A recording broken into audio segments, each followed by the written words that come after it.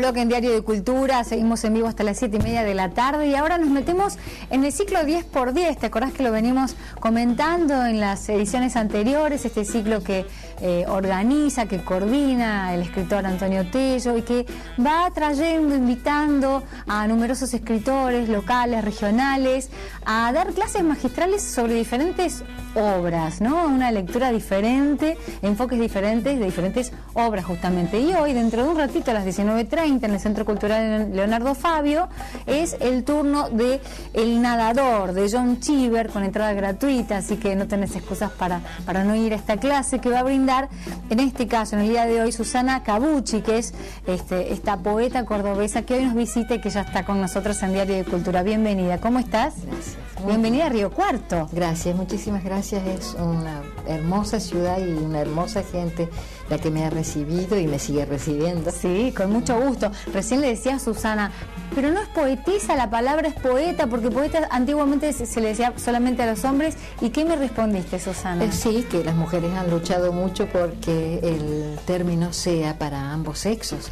Es decir, poetisa era casi un término de desvalorización, porque los poetas eran los varones y este poetisa era como una advenediza que venía a ocupar espacios de hombres. Así que es poeta. Claro, es poeta para ambos sexos. Bueno, y en tu caso, contanos un poco la historia, ¿no? De hace cuánto que escribís, de las obras, que son un montón, tu obra que incluye, bueno, El corazón de las manzanas, Patio solo, Álbum familiar, El dulce país, bueno, otros poemas, que me gustaría que hagas un raconto, ¿no? De todo este tiempo que venís escribiendo. Bueno, en realidad no es fácil porque creo que nací con esa predisposición. O sea, si yo tuviera que decir en qué momento comencé a escribir, creo que cuando empecé a la escuela, es decir, la escolaridad primaria, porque ya antes, incluso de saber leer y escribir, hacía versitos, es decir, versitos que rimaban como las canciones infantiles, de modo que en la búsqueda de esa musicalidad y a través de las palabras creo que ha nacido conmigo. De toda la vida, desde pequeña, sí, ¿no? Sí. Y bueno, fuiste incluida en numerosas antologías, ¿no? La verdad que ensayos, estudios críticos de poesía hispanoamericana y literatura escrita por mujeres, traducida en diferentes idiomas, digo, una vasta experiencia y trayectoria ya. Sí, la verdad que es muy grato porque estamos hablando de poesía. La narrativa tiene otros caminos, otros modos de difusión, de distribución, e incluso compromisos editoriales, pero la poesía se mueve casi en el oído de los lectores. No se maneja más secretamente porque también no es un negocio para quienes publican poesía, más vale es una pérdida. Sí, tanto así. No se vende la poesía, salvo excepciones como grandes nombres ya que han trascendido las fronteras de los distintos países, pero la poesía, y ustedes acá en Río Cuarto tienen nombres importantísimos. Sin embargo tiene otros caminos, y dentro de esos caminos, que son más vale silenciosos, haber encontrado esa respuesta, esos intereses de traductores para incorporar mi trabajo, o de antólogos para incluirlos, realmente es muy gratificante. Claro que sí, así que felicitaciones por eso.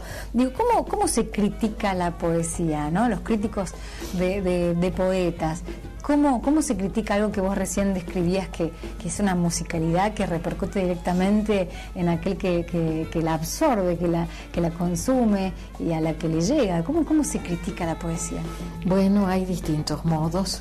Están los críticos, que los poetas no hablan bien de la mayoría de los críticos, porque generalmente el abordaje se hace a distancia, es decir, no hay un compromiso o un lector de poesía apasionado que se ocupe de los libros de poemas.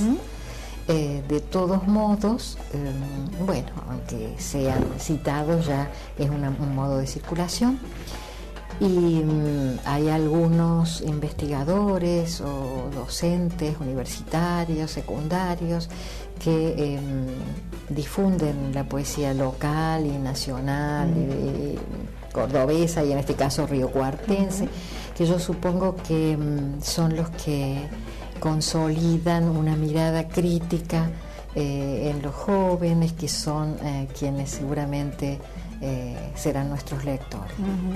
¿Es fácil el camino hoy en día de poeta cordobesa a escribir poesía desde Córdoba? ¿Te has visto por ahí en la posibilidad de tener que viajar, de tener que relacionarte mucho con gente de Buenos Aires? Lo que pasa es que soy mayorcita. Quiero decir que estas cosas que me ocurren a esta edad no ocurren cuando uno empieza a trabajar desde Córdoba.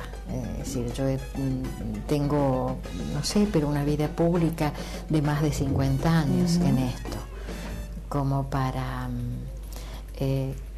ahora empezar a ver estos resultados, ¿no? Pero es mucho más duro desde el interior. Claro. De todos modos, actualmente es más... hay más posibilidades que en mi juventud, ¿no? Es cierto, es cierto. Bueno, contame ya de tu contacto con Antonio Tello, que está por acá, le mandamos un beso, el coordinador de este ciclo que tan linda repercusión tiene, el ciclo 10x10, que reiteramos hoy tiene una nueva edición, y por supuesto Susana Cabucci nos va a dar esta clase magistral que has preparado. Contanos de qué se trata. Bien, comienzo por hablar de Tello, porque me sorprendió convocándome y explicándome que la convocatoria consistía en que los poetas hablaran de narrativa y que los narradores hablaran de poesía.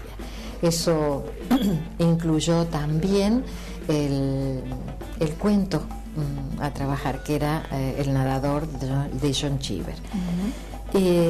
Cosa que me sorprendió gratamente y me puso a estudiar. ¿No conocías la obra? Sí la conocía, pero está bastante desatendida. No es un autor, Cheever, que se ha frecuentado como otros de la época, autores norteamericanos de la época. Entonces a veces son lecturas juveniles que después se dejan en el camino, y a las que hay que volver como si nunca hubieras oído hablar de eso, ¿no? Es cierto. Sí, ¿qué se podría decir de Cheever así, en un resumen para la gente que se pueda acercar dentro de un ratito? Que es un autor extraordinario, con un dominio de la síntesis, con un dominio del discurso, de las estrategias del discurso narrativo, que produce un subtexto que realmente es conmovedor y asombroso. Es decir, creo que es muy actual, creo que usa recursos que realmente están usando algunos autores ahora recién iniciados, como una ruptura, y esta ruptura ya había sido usada por Cheever y muy bien usada. Más allá de la historia en sí, que también es muy pintoresca, ¿no? Muy del interesante, cuento. Sí. Bueno, no sé si hay tiempo como para que te cuente. Sí, un breve resumen de la historia de este nadador que va por las casas nadando en piletas de vecinos, se podría decir. Exactamente, descubre que desde el lugar donde está hasta su casa, alrededor de unas 17, 18 piletas conforman una especie de río que lo puede llevar nadando hasta su casa, y comienza el viaje. Claro que es un viaje para nada pintoresco, porque realmente es dramático. Es decir, es una recuperación de un tiempo perdido, de avanzar pero hacia la nada. Es decir, es realmente trágica historia. Bueno, Susana, entonces invitamos a toda la gente que se acerque a escucharte a esta clase que has preparado sobre el nadador de swimmer de John Cheever, dentro de un ratito, 19:30, en el Centro Cultural Leonardo Fabio, con entrada gratuita. Así que, bueno, bienvenida nuevamente a Río Cuarto. Seguís dictando cursos, ¿no? Por diferentes provincias, por países limítrofes. Sí.